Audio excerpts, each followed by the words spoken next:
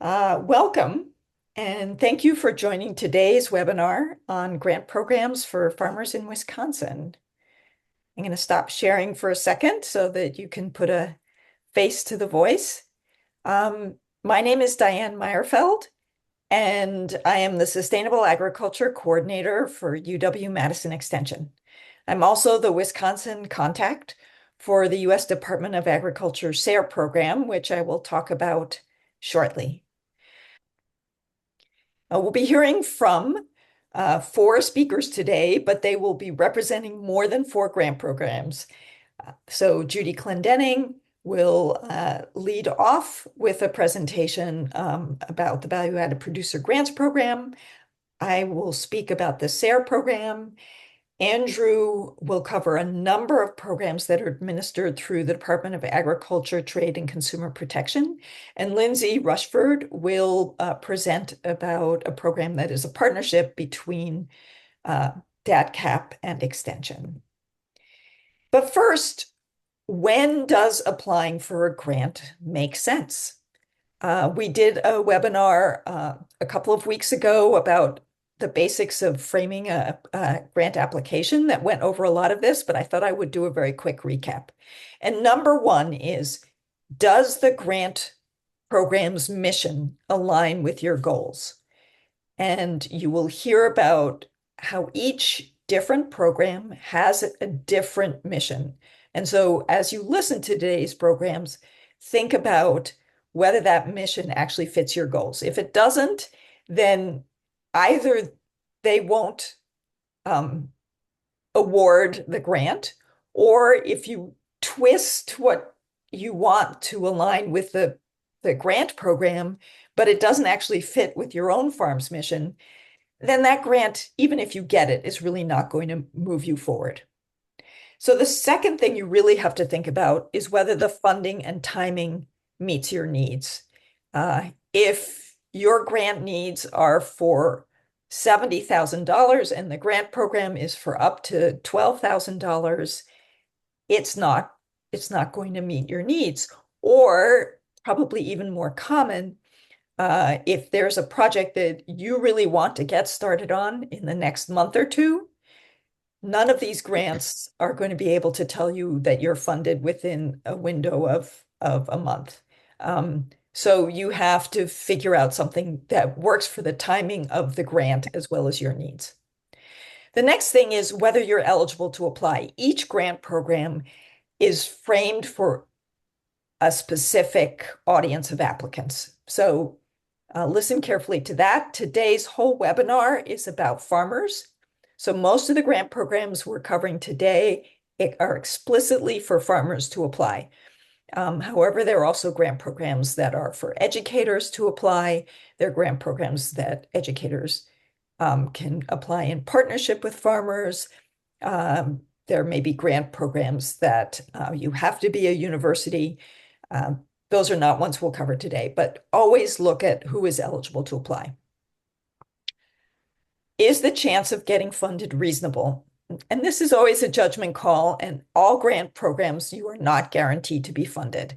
But some grant programs fund maybe up to half of their applications. Other grant programs are much more competitive and may fund fewer than 1 in 10 of the applications they receive. So you have to think about, is it worth it for you to go through the application process, looking at what the chances of getting funded are? And then finally, each grant has a different amount of hassle associated with it. And the hassle comes in two different places. It comes in the form of how difficult the application is to submit. But even after that, every grant has requirements. It has reporting requirements. It has funding tracking requirements. It may have specific requirements for actions you have to undertake. So always familiarize yourself with what those requirements are going to be before you decide. Now, with all of those caveats in mind, grants can be an amazing and wonderful way to do creative things with your farm. And so without further ado, Oh, one more thing I want to bring up. Uh, there is free grants advising for farmers through this resource, and I will also put the contact in the chat. And we will be sending out an email afterwards with some follow-up information to everyone who registered. So if you don't get this, that contact will be in the email I send out afterwards. And so now, without further ado, I'm going to stop sharing and turn it over to our first presenter, Judy, who will tell us about a wonderful grant program called the Value Added Producer Grant. Thank you, Diane. Can you see my screen just fine or not? It is great. Perfect. Thank you. So the program I'm going to tell you a little bit about is the Value Added Producer Grant. It provides funds to enable viable agricultural producers to develop businesses that produce and market value-added agricultural projects. There are two types of grants. One is a planning grant. That would be to help pay for a feasibility study, marketing, or business plan for a farmer who is thinking about going into a value-added project, and they aren't quite sure if this fits their operation or if it makes sense for them. So this could pay for a study to help them make that decision. The working capital part of the project, of the grant, would be used for an entity who has decided they want to go through and do this type of project. It can help pay for your working capital expenses. It isn't for their actual buying all the equipment, but it is actually to pay for things that I like to tell people that would be on their income statement, things that they could expense. What this program does not do, it is not to train someone to do a job. It is not to teach people how to farm. I have people ask about that, and it does not teach that. It isn't technical assistance. It isn't for research and development. It's not a loan, and it's not to actually keep this entity going. It is actually to start a new project to try to get to the next step. It isn't just going to be to keep your current entity above water. There are 4 different types of applicants that are eligible for this program. And on the screen I'm talking about, there's our most common would be the independent producer. This can be a sole proprietor, or it can be like an LLC or a corporation that is set up and they are the actual egg producer. And it also can be like a steering committee or a harvester. Another type of group would be an agriculture producer group. This would be a nonprofit group that is made up of independent producers. I don't see many applications from this type of group. We do have farmer rancher cooperatives who also apply. We see quite a few applications from this group. And then we also have majority controlled producer-based businesses. Those are businesses that are controlled by independent producers. Let's say we have a business that has been set up to, that is owned by dairy producers, and they are set up to make cheese. It'd be something like that type of project. If you have any questions on if you're an eligible entity, please give me a call and we will talk through if you're eligible or not. As Diane had said, it makes sense to have that kind of a call ahead of time and not spend time applying for a program that you're not eligible for. Another, to be eligible for this grant, you actually need to be the individual entity that is actually doing the egg production. And it's the day-to-day labor and management field operations. As I tell people, you need to be the entity that, or the person who is swinging the gates. You are planting the crops. You can't be an absentee farmer and say, well, I own a farm. That isn't what this program is for. This is for the actual people who are doing the work to raise the raw commodity and to help them get to the next level of their business. You also need to currently own and produce 50% of the raw commodity that will be used in the value-added project. I get multiple calls a year from people who are just starting to grow a certain raw commodity and they want to apply. And if you're at that stage, you're probably a little too early in the operation. You probably need to wait a year or two to get to the point. Another thing is you need to own the raw commodity from the state of when you've grown it to the actual end product that is being sold. Like we have people who grow tomatoes, they want to sell spaghetti sauce. They need to actually own the tomatoes, take those to a processor to get them processed or process them themselves, but need to own the end product that they're going to sell to the actual customer. In order to be eligible, you must be a citizen, American citizen, and you need to have legal authority and responsibility to do the project. So to document this, we will sometimes, for a sole proprietor, see the Schedule F for their taxes, or we might see for a corporation their documents where they filed with the Department of Financial Institutions.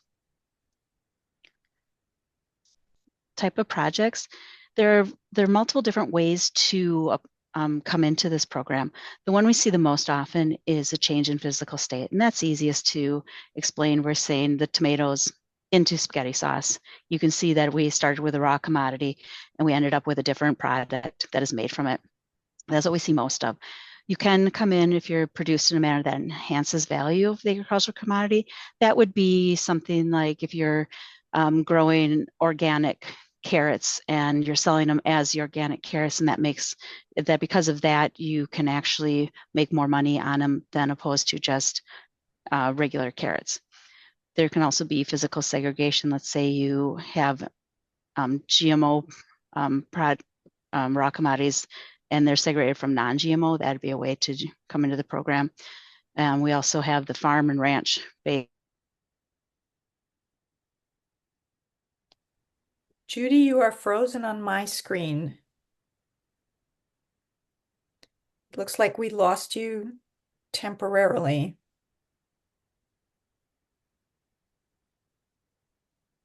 Okay, I'm going to go ahead and share my screen, and then we can come back to Judy's presentation when she's ready. So I am going to talk about the Sustainable Agriculture Research and Education Program, and specifically about the grants that they have for farmers. So SARE, which is what we call it for short, provides grants and outreach to advance environmentally, economically, and socially sustainable agriculture. Our regional office runs 6 different types of grant programs. They're all listed here. The one I will talk about today is the Farmer Rancher program. But if any of you work with youth, there is also a youth educator program, and I'd be happy to answer questions about that at the end today.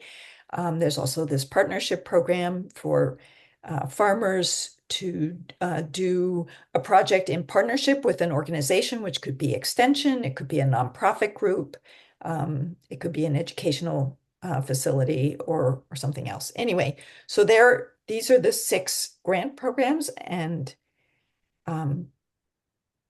what this is an example of, what does sustainable agriculture mean?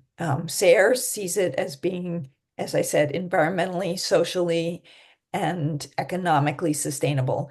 So as you can see, that covers a broad range of project types, everything from how to manage production in a way that reduces impacts on the environment, to enhance social things like food sovereignty, people having access to and control over their food systems, to marketing and other things that help with economic sustainability. So focusing in on the Farmer Rancher Grant Program, you must be a farmer to apply. SARE does not have any kind of minimum economic size or farm size in terms of saying who is a farmer. So if you farm, if you sell anything, any products from off your farm, then you qualify. And even sometimes farms that don't sell in the commercial market, but are part of a sustainable food system thing can apply as well. The grants are for up to $15,000 for a single farm, and 2 or more farms working together can apply for up to $30,000 for a joint project. Now it has to be two or more different farm entities. You can't have two different people in a single farm entity applying for that team grant. We strongly encourage farmer applicants to link with partners, including extension or nonprofit organizations they work with, farm groups, and not try to go it alone.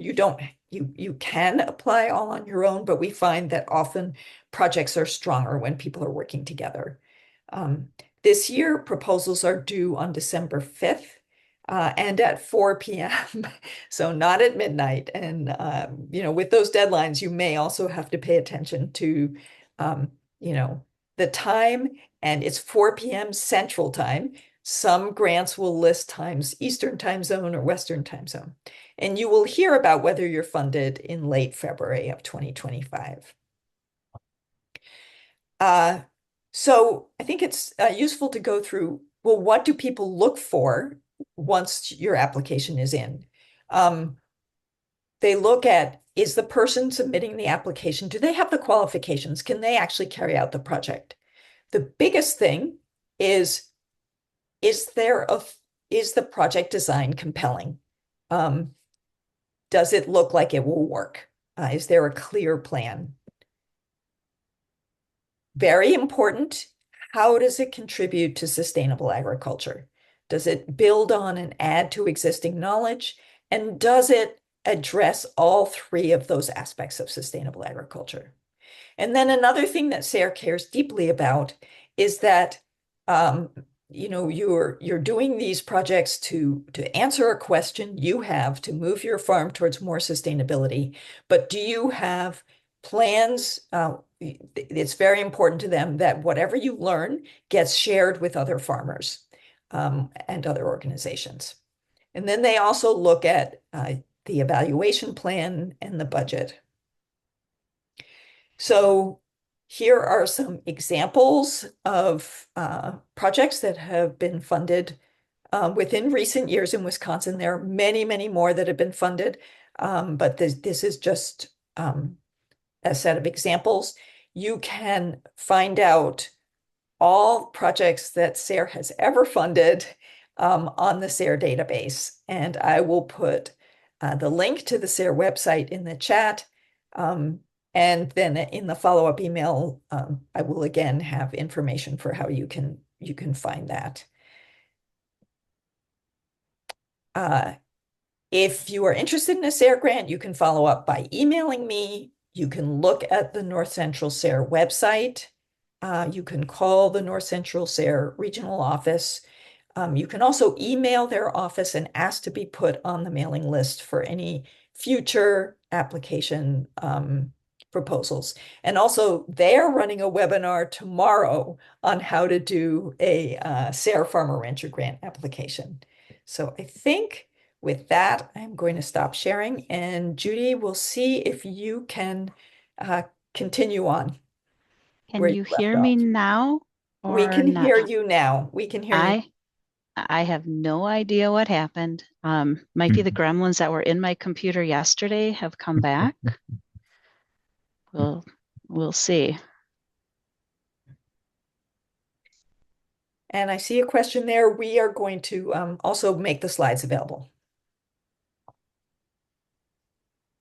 All right, did my screen come back yet? Yes, you're not, there you are. Perfect. There. Okay. So let me just go here.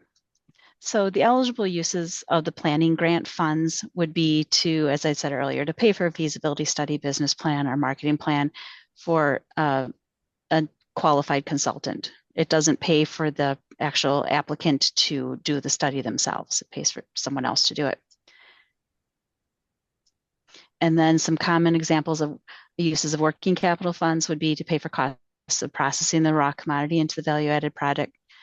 Can do packaging, labeling, ingredients, promotional materials, and advertising. I'm just going to say a quick comment about promotional materials. With that, we're talking about things like flyers, something to advertise it. We're not talking what we would call swag. Like I get a lot of people who want to make coffee cups or like something that they can like bags with their names on it and stuff like that. We can't pay for that. We're prohibited. So just if you're making your plan, keep those kind of things out, which is sad because I love them, but we can't pay for them. And then some ineligible uses of funds. We can't pay for anything egg production. I say this grant starts after the crop has left the field or after your pig has had its very last bad day. So we don't pay for that's when we start. We can't do any planning, building, or repairing of facilities, and we can't use the grant funds to pay someone for or related parties for the raw commodity, and we can't buy equipment.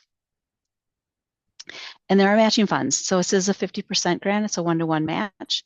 So, and the match can only be spent on eligible expenses. And this is a reimbursement grant. So you spend it first, then you come back for reimbursement, and we would reimburse at 50%. And we can't pay for things from someone with a conflict of interest. So let's say you are paying for processing and your brother owns a processing facility. We can't do that. It's an appearance of conflict of interest. Even if you might be getting a better price, it's just the appearance. We can't have that as part of the project. Grant period can be up to 36 months. Doesn't have to be that long, but some of the projects need that much time. Some of them are only about a year. And before we had tools for applying, but our process is going to change a little bit this year. We are working on an application intake site. So every applicant will need to go to this site. They will need to get an authorization to get into the site. So it's going to, once it's open, you'll need to get what we call an e-auth to work on a government site and go in and do your application this way. It should help streamline the process for people who are missing pieces of their application or not answering questions. And it actually, in the past, you'd look at a toolkit and it would have questions for every type of project. But once you start selecting, you're going to have a certain type of project, then the things that are not necessary for your project will drop out. We are hoping to have the application process open sometime late fall, beginning of summer, or beginning of winter. The intention going forward is to have the applications open November 1st. That will not happen this year because we're still trying to get the new regulation out and the site up. And that is everything. Thank you, Judy. We're running Thank you. a minute or so behind, so I'm going to invite Andrew to jump on and get going.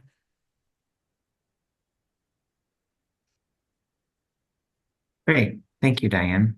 And just a reminder, feel free to type in any questions you have about a particular grant program in a chat, and we'll try to save some time at the end for questions if it's easier for you to just unmute.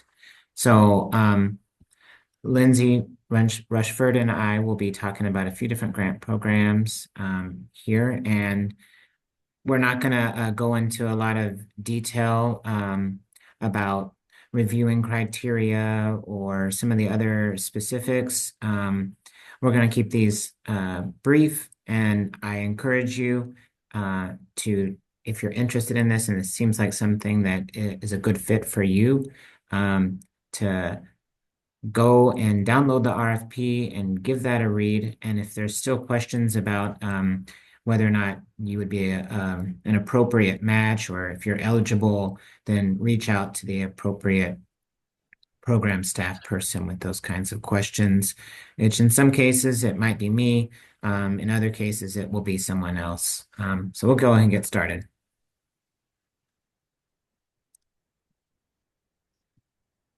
We'll be talking about the Specialty Crop Block Grant, the Producer-Led Watershed Protection Grant.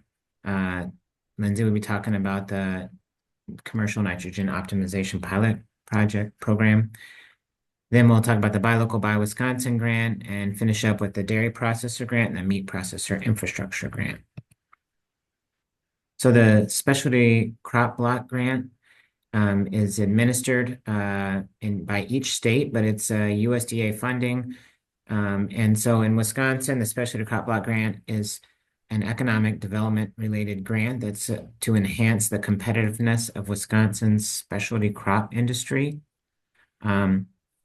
and increase sales of Wisconsin specialty crops.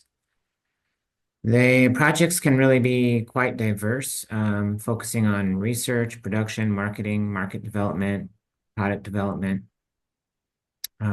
distribution, food safety, even about consumer education. Typically, we have around $1 million in funding. The specific amount varies from year to year.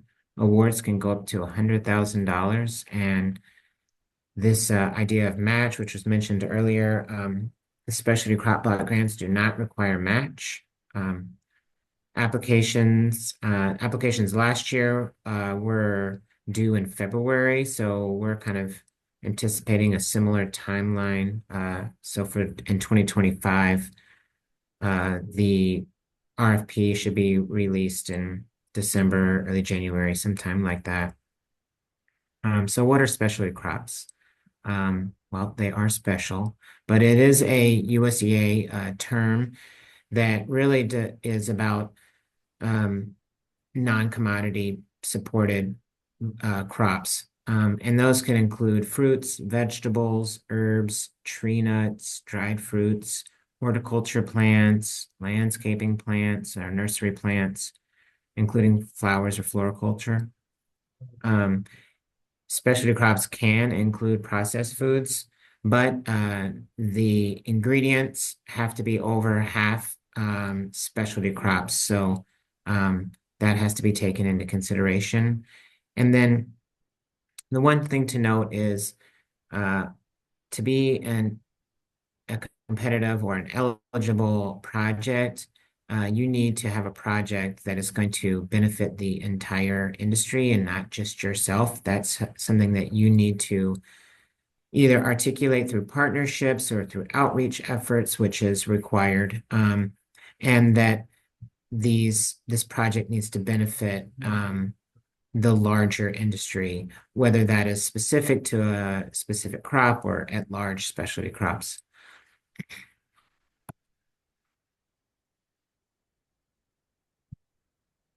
So as I said earlier, projects can vary quite a bit. Often we have university researchers applying for research-based projects, but farmers often apply too, and processors. Each project is going to have to pick at least one of the available 7 outcomes, and you could pick more than one. It doesn't benefit your application to pick more than one. But those are increasing consumption or consumer purchasing of specialty crops, increasing access to production or distribution of specialty crops. And that is distribution like a food hub or a trucking related distribution and an access point. Food safety, that is an outcome that can be the focus of your project. And that is, something related to implementing food safety practices in your operation or training around better food safety practices. Pest and disease control, that's, in production.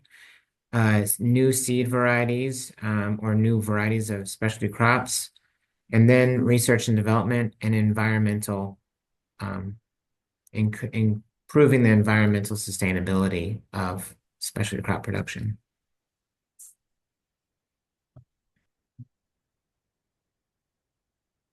So the producer-led Watershed Protection Grant, it is relatively new and has been highly popular and very successful. Danny is the newish program staff contact person at DACCAP that manages this grant program and couldn't join us today. The PLWPG, the long acronym there, for this grant program, it's really focused on water quality with benefits to the soil, and that it has to be producer driven and that the projects have to involve at least 5 farmers. It could involve more than 5 farms, but it needs to involve 5 farms that are taking the lead on the project and that they're partnering with at least one collaborator. And those collaborators could be a county land conservation person, the University of Wisconsin Division Extension, DNR, the Wisconsin Department of Natural Resources, or some other nonprofit conservation organization. So those projects can come together, and like the slide says, it can do a variety of different things from on-farm demonstration and education-related projects or research, outreach, even farmer cost share payments. So you can even set up a project that would pay farmers to implement like continuous living cover or some other type of practice that would help and benefit water quality in that watershed. And so I didn't mention, but each project has to be a group of farmers that are all in a single watershed. There are watersheds within watersheds. So how big or small that watershed is up to the group that applies. But they all have to be within a particular watershed. Projects can be for new groups or existing groups, and the same group can reapply in the future. For new groups, and this is only for new groups, funding can be allocated to startup costs for a watershed group, and that could be group formation costs, planning, mission statement development, goal setting, some of those type of things. So this is a grant program that's going to help get groups organized or help groups continue work. Do note, though, there is one specific thing around the cost share incentive payments that I mentioned. You cannot pay the same farmer for the same practice after a 3-year period. So there's a limit on how long you can use those funds for the same practice. Same farmer, but a different practice or a new practice is allowed. There's $1 million available. Awards go up to $40,000. There is match required for this grant program, so that's at a 1-to-1, which means if you ask for $40,000, you're going to need to supply $40,000 worth of your time or supplies or something at a $40,000 value, and that there is a limit of 25% of the budget is for the overhead or administrative costs to implement the project. Applications are due in September, so they're just passed, but they will be scheduled to be due in the same time next year. And now it's Lindsay. All right, thank you. Can you hear me okay? Yeah. Okay, so I'm going to be talking about the nitrogen optimization pilot program. So as Diane mentioned, this is a collaboration between DATCAP and Extension. So I work with UW Extension, but the funding for this comes from the state of Wisconsin and kind of facilitated through DATCAP. So the bare bones of it, this is a program that provides grant money for producers and their collaborators to do an on-farm nitrogen rate trial. And so some of the goals I have in the bottom right corner of the screen. So if someone is interested in a nitrogen research question that's specific to their area or specific to their farm, this is to investigate that.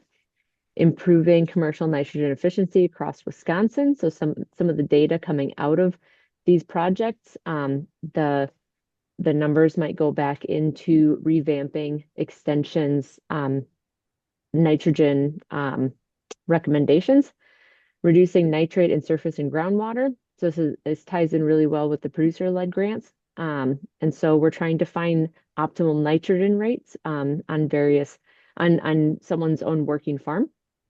And then improving producer profitability. So by extension of, finding that optimal nitrogen rate, maybe we're learning a way to apply nitrogen more efficiently or being able to reduce our nitrogen rates and reduce the cost of that fertilizer that you're purchasing. So we've gone through 2 cycles so far, award cycles. So we're having a third one come up in October. We're hoping that it'll open October 14th. It's planned to close in January of 2025 for new projects to be started in 2025. So per agricultural producer that applies, there's $40,000. You can apply as one agricultural producer. You can apply with a group of producers along with a collaborator or a nonprofit. And these are to conduct 2-year nitrogen rate trials related to nitrogen fertilizer on farm. So they'll go for 2 seasons. So this is in partnership with the UW system. So myself in Extension, I would be helping grantees with outreach and communication. We have a colleague, Monica Schauer, in the soil science department who would be helping with data interpretation and technical support. So we're here to kind of help even at the front end. If someone is looking to apply and they want to chat about a project they want to apply for, we're all ears. That's what we're here for. And then on the back end, well, even throughout the project, if you do get a grant, implementing that trial, we're here for assistance. We're not here to conduct the trial, but we're here to help. And then Monica has a background in analytics and will be able to crunch those numbers, and we'll have some information to share back with you about your nitrogen rate trial and how that went. So the trials need to include 4 nitrogen rates, including a 0 end strip and 4 replications. So this is something that can all be read through in the RFP when it comes out, and I'll share the link in the chat when I'm finished here. But that $40,000, what can you spend it on? So a match was brought up. There's no match required, but that could, you may get extra points in the review process if you do have a match, but it's not, it's not like you're not going to get funded for sure if you don't have that. There's a $2,500 stipend per producer. So this is just kind of a thank you for participating, for putting your time and effort in. Yield loss on the 0 end strip. There needs to be 0 end strip on the trials. And so there's a chance you might lose yield on that. So there's a calculation we have provided in the application to calculate that. You can get paid for the yield loss. You can pay folks for labor, for soil sampling, or for your custom harvesting. Inputs such as fertilizer, pesticides, whatever is going on that trial location. You can purchase equipment through this grant. There's an approval process for a certain dollar amount if you go over that dollar amount. But things like a weigh wagon, adding a yield monitor to your harvester, different types of equipment like soil probes that you might need for the project. These can all be added to the grant, and the hope is that those pieces of equipment will be used for future research and maybe shared with neighbors so that others can conduct on-farm research. And then outreach. So along with the producer-led grants, there's a big outreach aspect of this to kind of share your conservation efforts, share what you've learned with your project. So you could put money towards holding a field day, having a meeting, printing out some flyers that share the results of your project or your experiences, and kind of building that connection with other folks in your area or across the state. So I think I'll leave it at that. Try to keep it short and sweet. Thanks. Another grant at DACAP that we administer, this is a state-funded grant program called the Buy Local, Buy Wisconsin grant. This is an economic development program designed to help Wisconsin agriculture and food industries reduce or overcome some of these hurdles to increase sales of Wisconsin food products to local purchasers. And it's really about local sales. This is a grant program that is not intended for startups. To be an eligible applicant, you need to have business history, and you need to provide the past 2 years of sales data. So that is a key thing to remember. $200,000 is available annually, and awards can go up to $50,000. And this does require 1-to-1 match. So you need to match the same amount that you're going to be requesting. Applications this year were due on September 9th, so those have just passed. And RFP is usually released late July sometime, and will be due in hopefully in end of August or the beginning of September of next year. Key things, they need to show creativity and benefit the local food system. Having letters of commitment is required, and those should be coming from buyers or consumers or suppliers, someone that you're working directly with and that has a role on the grant program, not just someone who supports your project and wants it funded, but it's someone who actually has a role in the process of getting that local food purchased or sold. You'll be required to track sales and any kind of economic, indicators, so that if there's a new job or anything like that, those are the kinds of things that need to be tracked and reported on for this grant program. And if you're going to be requesting funds for a project that's about processed foods, similar to the Specialty Crop Block Grant Program, 51% or greater has to be Wisconsin grown or raised ingredients by weight.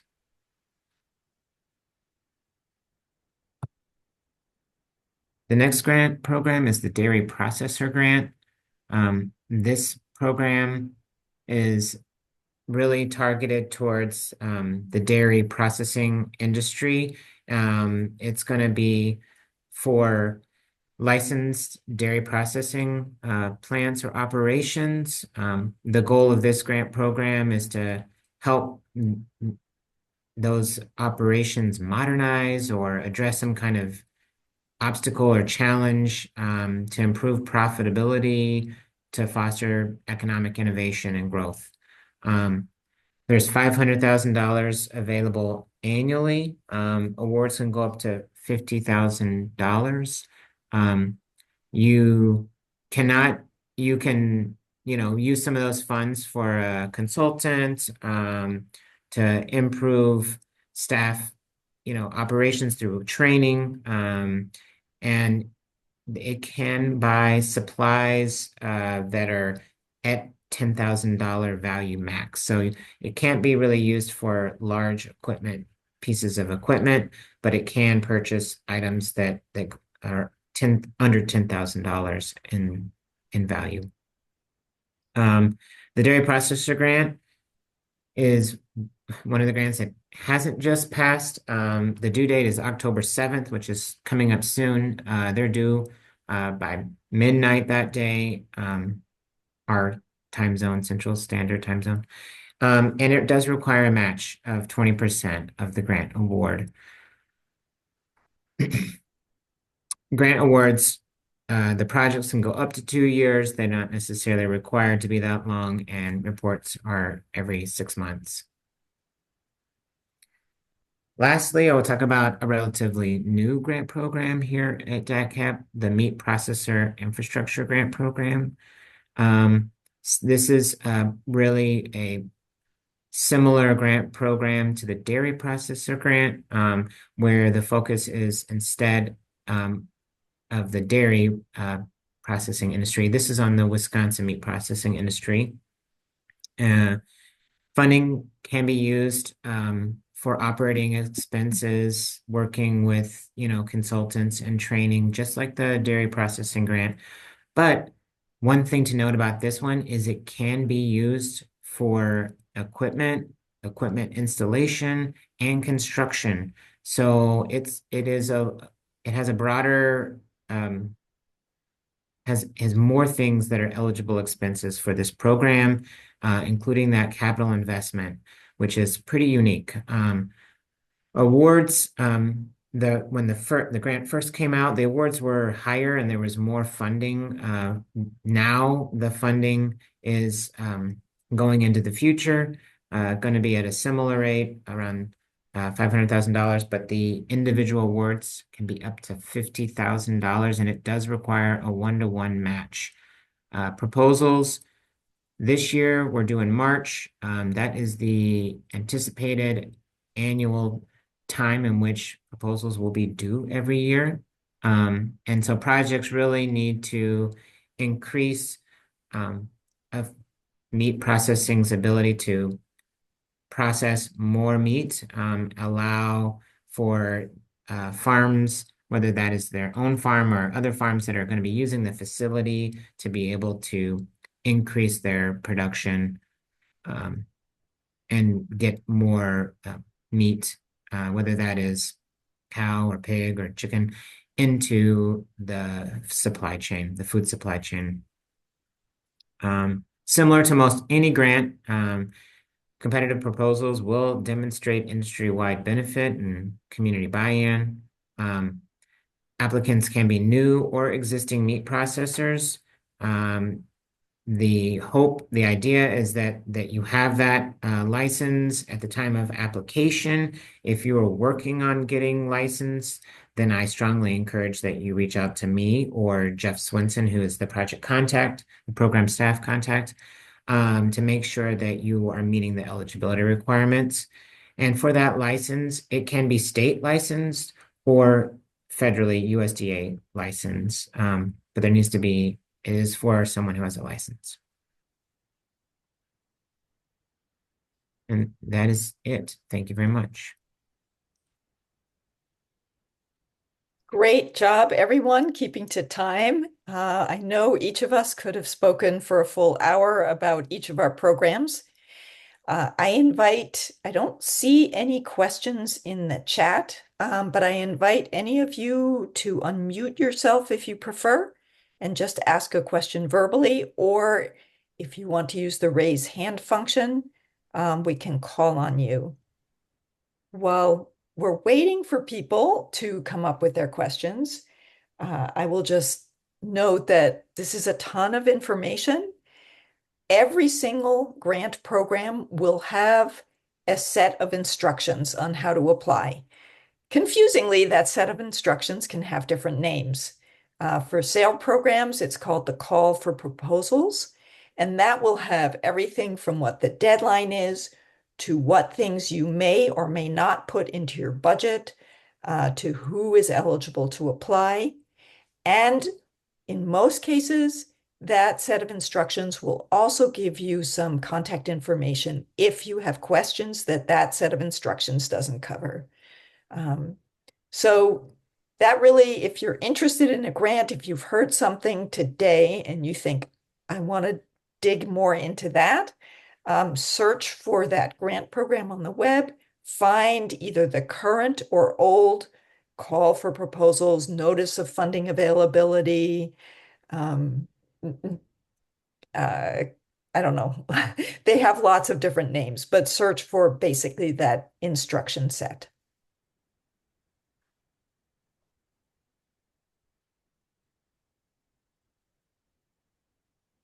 One thing to add is when you're reading through that call for proposals or the request for proposals, your NOFA, RFP, CFP, there's going to be a lot of information that is critical that you follow everything.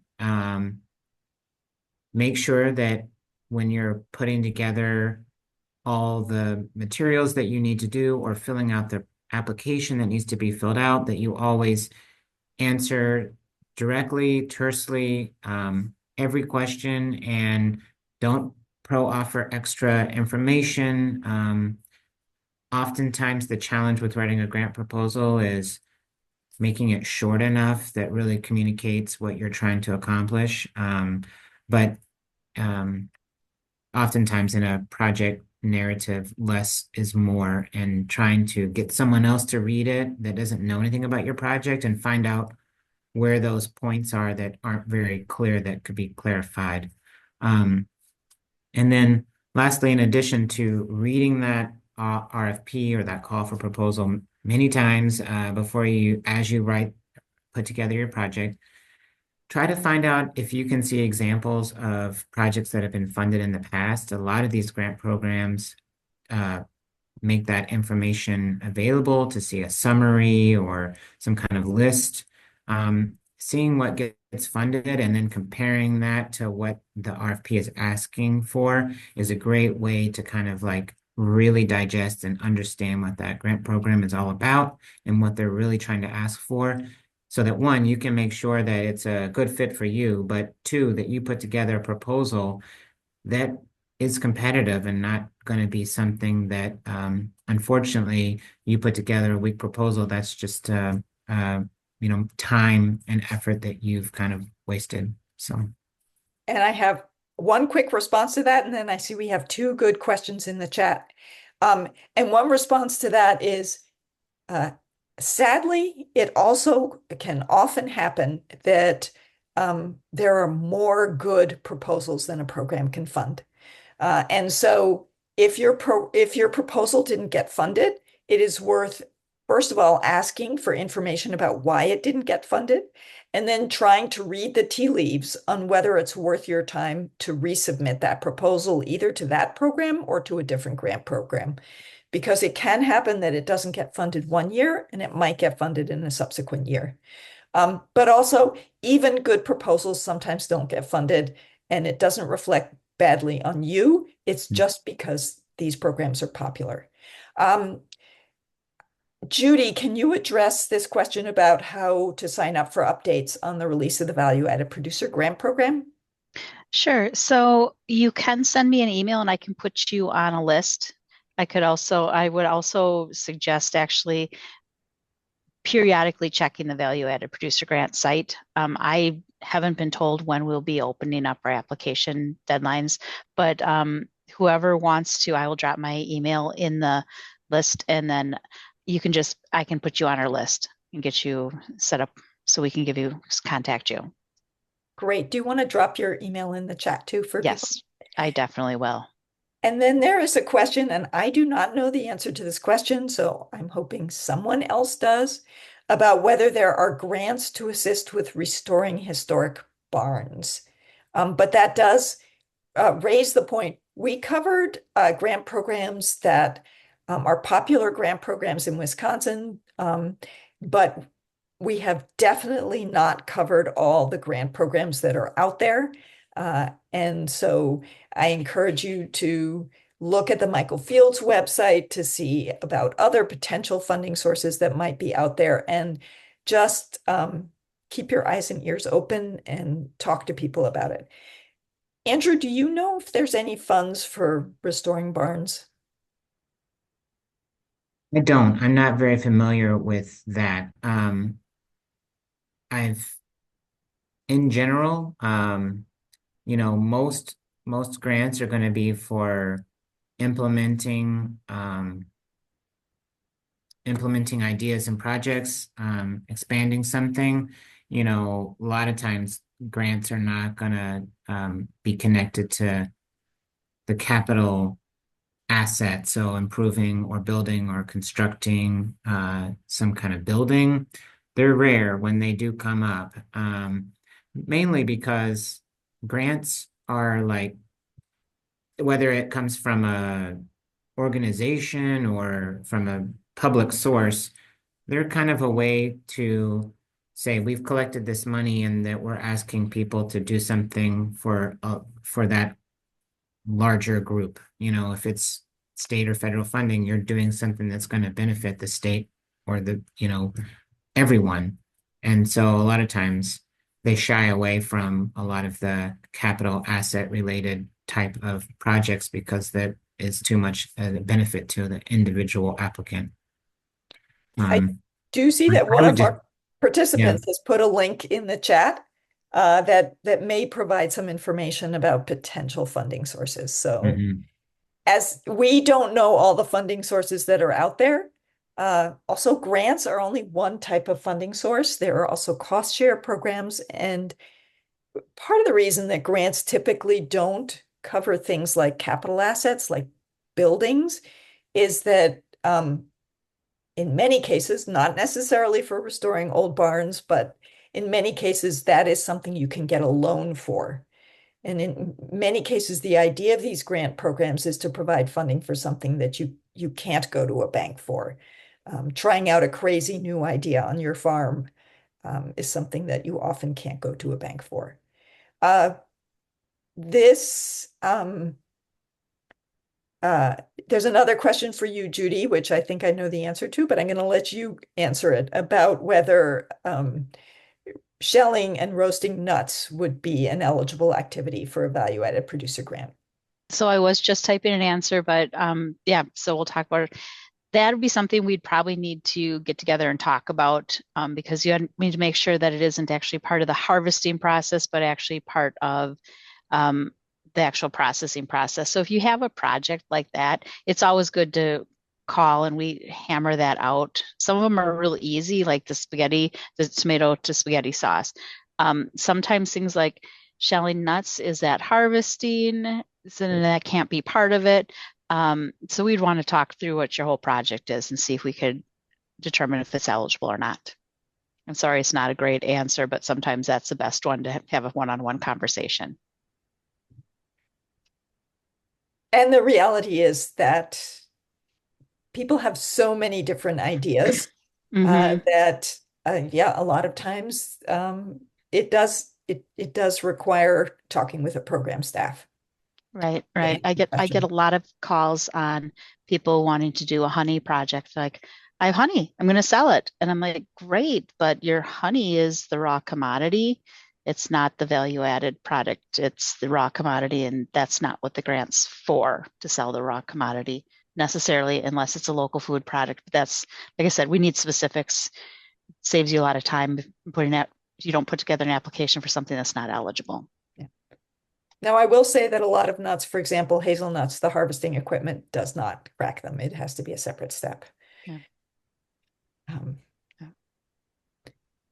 Any other questions from people? And again, feel free to unmute yourself if you want to, or to type it into the chat. I see a question here. How about grants for nonprofits? We are an urban farm nonprofit and provide resources for others to grow their own vegetables and provide a place for education. Well, there are SARE grants that you could apply for, depending on what kind of project you have in mind. I did mention there is a youth educator grant, for instance.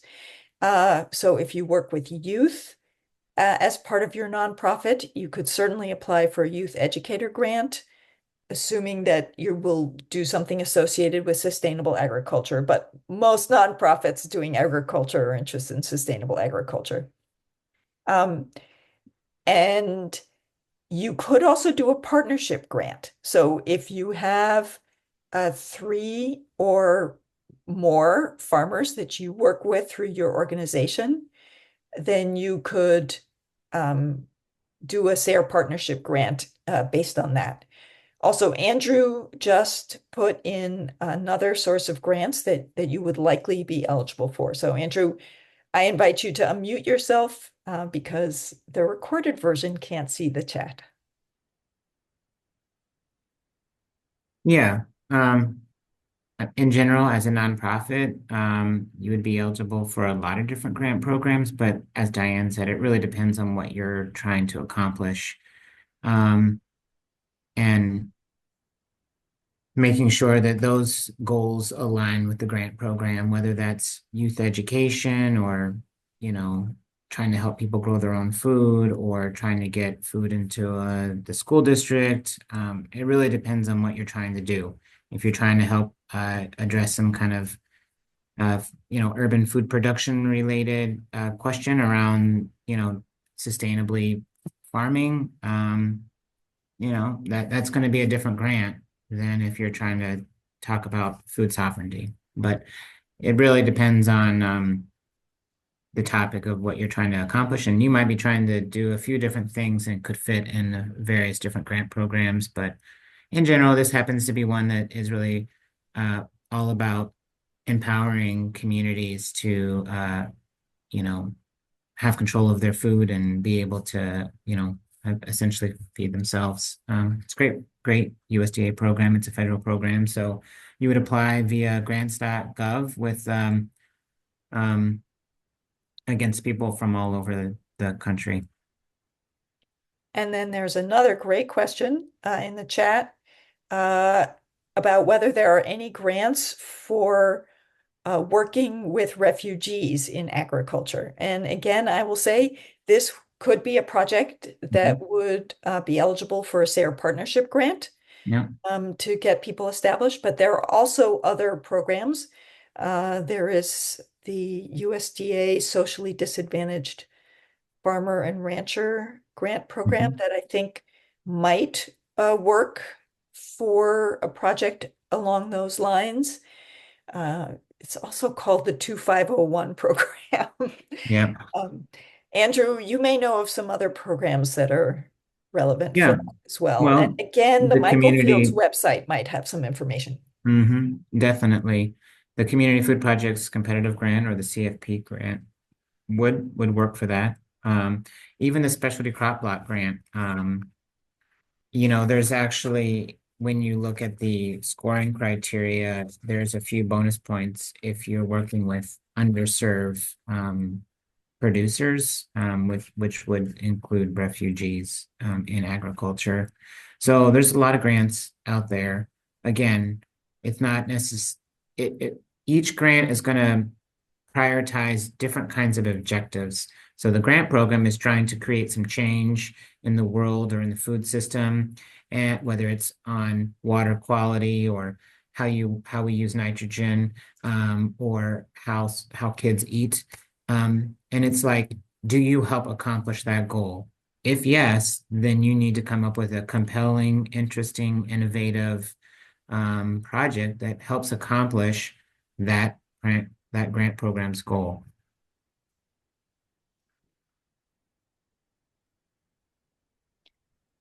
And there are also other resources. If you're not familiar with them, they're not exactly grants, but to help with access for funding. Renewing the Countryside has a program to assist farmers that have traditionally been underserved by the U.S. Department of Agriculture to help them navigate working with the U.S. Department of Agriculture to get a loan, say, as a beginning farmer. So that is something to look into. There's a great conference called the Emerging Farmers Conference out of Minnesota that I think refugee farmers are definitely one of the audiences they have in mind for that conference. And it's the beginning of November. Well, I want to thank all our presenters again. Great job keeping to time, covering complex programs in a tiny amount of time. And one more call for questions. If you want to unmute yourself and you haven't figured out how, there is a little microphone icon on the bottom left of your screen. And if you click on that, it should change from having a red bar through it to letting you speak. Diane, I just posted a link to our Gov delivery system where people can actually go in, sign up for updates on information that's posted on multiple programs. So you can go on this link, put your email in, and then pick different things you want to be notified on. So people can go around and search. That might help people get information. Great. Thank you very much, Judy. Any closing comments from our speakers? I think the only thing I had was that we, those of us who work on these programs, we get questions all the time and we want the questions. I think as far as NOPP is concerned, we would love if people reached out to us, even before the application opened. It's cool for us to understand what kind of projects or applications might be coming in and try to talk through those things because Diane said these are really complex. They're all very different. They all have different requirements and expectations. So don't hesitate. We live for people asking questions before it's too late. I agree. And Mhm. you don't have to wait until the application window is open, because sometimes on some of these more complex programs, that Mhm. is almost too late. You need Yep. to actually be talking to us ahead of time to get prepared to actually submit your application. And we can talk for hours on these programs. Yeah, I second all that. A lot of times you don't find out about the current year's deadline until 30 or 60 days before the grant is due. And so, like Judy said, sometimes you need a little bit more time to pull together the right partners and the right kind of plan to have a really competitive or a strong proposal. And just look at the previous year's call for proposals or the RFP to kind of help give you some guidance on starting those conversations with the people that you want involved in the project, and how you're going to think about outreach or dissemination of results or evaluation, or what it is you're going to try to accomplish and what that timeline is going to be and how you're going to budget it all. Um, Go ahead and start to think about those things, so that you're ready for when that call for proposal is announced, when that grant program opens up. That's great advice. All right, last call for questions.